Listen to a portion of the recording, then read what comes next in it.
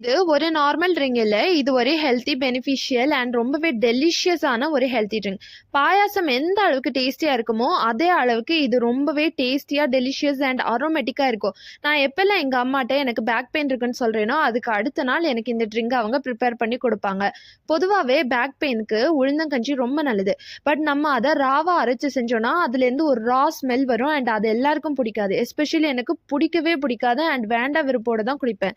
அதனால எங்க அம்மா ஒரு ஆல்டர்னேட்டிவ் மெத்தட் கண்டுபிடிச்சாங்க.